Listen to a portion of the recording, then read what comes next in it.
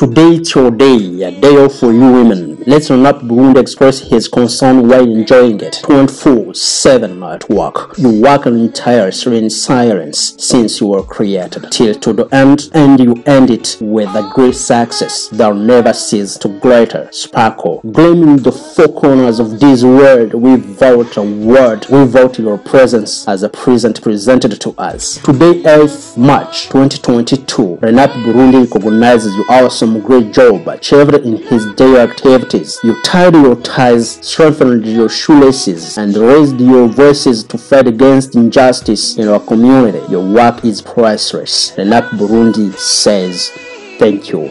Thank you.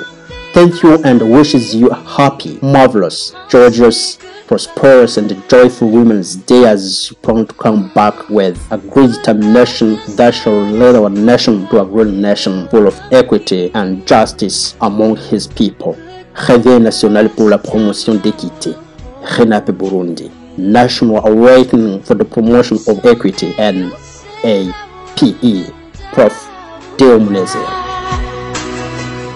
It'll break my heart to hear you say goodbye.